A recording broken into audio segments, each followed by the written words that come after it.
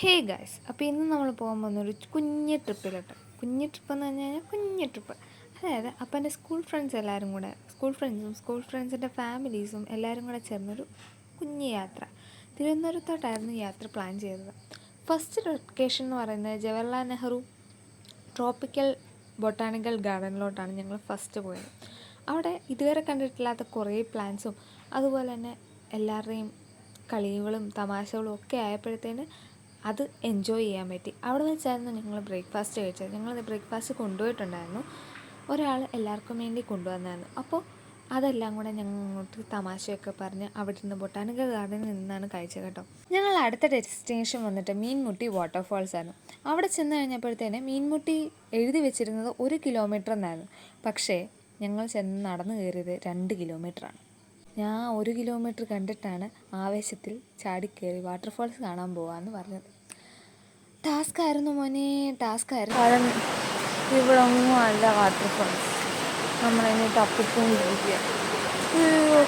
മഞ്ഞ ബസ് കണ്ടു.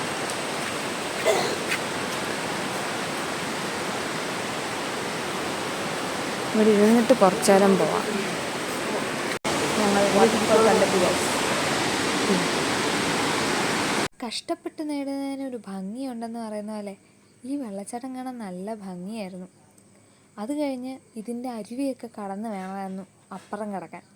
അവസാനം അതൊക്കെ കഴിഞ്ഞ് ഞങ്ങൾ നേരെ വിട്ടത് ഫുഡ് കഴിക്കാനായിട്ടോ. വിശന്ന് കുടൽ കഴിഞ്ഞിരിക്കുമായിരുന്നു. പോയി ബിരിയാണിയൊക്കെ കഴിച്ചിട്ട് നേരെ വിട്ടത് അടുത്ത ഡെസ്റ്റിനേഷനായ പൊന്മുടിയിലോട്ടാണ്. നല്ല സമയത്തായിരുന്നു ഞങ്ങൾ കയറി ചെന്നത്. 3 മണിയായി. 3 മണിക്ക് കോട ഇറങ്ങുകയെന്ന് പറഞ്ഞാൽ ഒരു ഭംഗിയല്ലേ മോനെ. ആ ബസ്സൊക്കെ ഇങ്ങനെ കോടമഞ്ഞിൻ്റെ നടുക്കൂടെ പോകുമ്പോഴത്തേനും വേറൊരു ലെവലായിരുന്നു.